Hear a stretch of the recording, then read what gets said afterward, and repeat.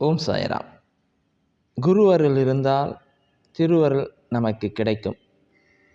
ஆனால் அந்த குருவை நாம் எப்படி தேர்ந்தெடுக்கிறது தான் நம்ம இந்த பதிவில் பார்க்க போகிறோம். மாதா பிதா குரு தெய்வம் என்று சொல்வதின் உண்மையின் பொருளை நாம் பார்ப்போம்.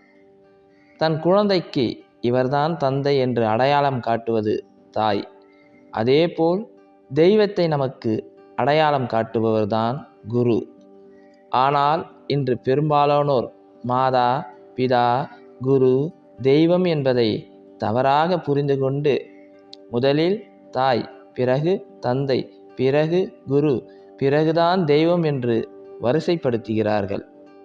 பலருக்கு யாரை குருவாக தேர்ந்தெடுப்பது, அதுவும் நல்ல குருவாக தேர்ந்தெடுப்பது என்ற கேள்வி நமக்குள் எழுந்து கொண்டிருக்கிறது.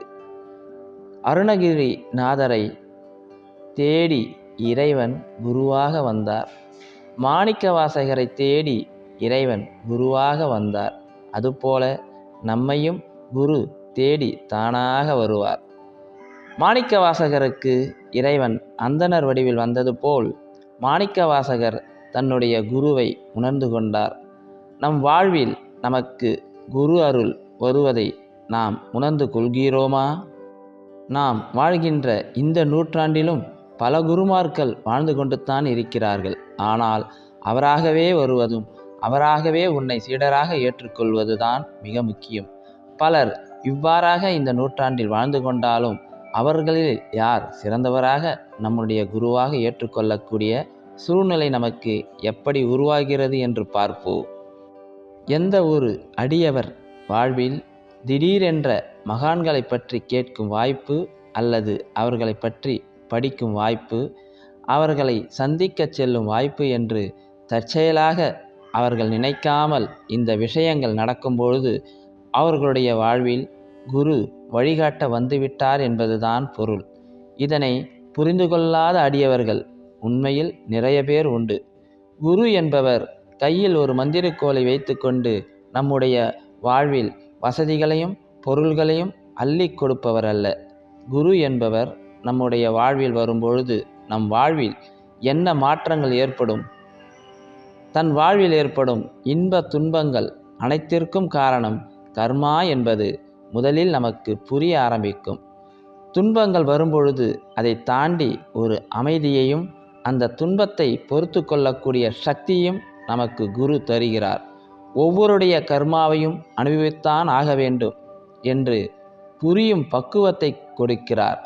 இறைவனை புரிந்து கொள்வதற்கு நாம் உடல் அல்ல, நாம் ஒரு ஆத்மா என்பதை குருவின் அருள் மூலம் நாம் தெரிந்து கொள்ள முடியும். இந்த பக்குவம் வருவதற்கு நான் என்கின்ற அகங்காரம் நீக்கப்பட வேண்டும். குருவின் அருளினால் செய்வது அனைத்தும் இறைவன் நாம் இல்லை என்கின்ற உணர்தல் உணரப்படுகிறது. குரு வந்தால் மட்டும்தான் இந்த நான் என்ற அகந்தை நம் வாழ்விலிருந்து அழிக்கப்படுகிறது. அனைத்துக்கும் கர்மவினை என்ற புரிந்து கொள்ள முடியும்.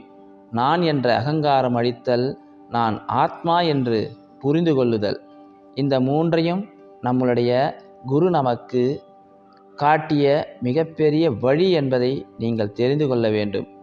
குரு நம் வாழ்வில் வரும்போது நம்மளுடைய ஆணவம், கோபம், மாயை இந்த மூன்றும் நீக்கப்படுகிறது. இவை அனைத்தும் ஒரு பிறவிலும் பெரும்பாலும் நடந்துவிடாது. குருவின் வழிகாட்டுதல் ஒவ்வொரு பிறவிலும் நமக்கு தொடர்ந்து வருகிறது. குருவை உணர்ந்து கொள்ளும் பக்குவம், குருவின் வழிகாட்டுதல் படி நடந்தல், இவை அடிப்படையில் நம்முடைய ஆன்மீக முன்னேற்றம் மிக சிறப்பாக இருக்கும். குருவாய் வந்து இறைவன் ஆட்கொள்ள நமக்கு எப்படி வர வேண்டும் என்றால் அந்த இறைவனே நமக்கு குருவாக கிடைப்பான். என் வாழ்க்கையில் என்னை ஆட்கொண்ட சத்குருநாதரான சீரடி சாய்பாபா எனக்கு குருவாக அவரே அமைத்து கொண்டார். உண்மையில் நான் அவரை பற்றி ஒரு 13 வருடங்களுக்கு முன்னால் எதுவுமே தெரியாது. அவர் யார், எந்த ஊர், எப்படிப்பட்டவர் என்பது ஒரு துளி கூட தெரியாது. ஆனால் இன்று அவரை பற்றி இந்த அளவுக்கு பேசுவதற்கான சக்தியை கொடுத்தவர் சத்குருநாதர். அவரே என்னை ஆட்கொண்டார், அவரே என்னை ஏற்றுக்கொண்டார். என் வாழ்க்கையில் மிகப்பெரிய குருவாக அவரே வந்து அமர்ந்து விட்டார். உங்கள் வாழ்க்கையில் இப்படிப்பட்ட சத்குரு உங்களுக்கு கிடைக்க வேண்டும் என்று நான் இறைவனிடம் பிரார்த்தனை செய்கிறேன்.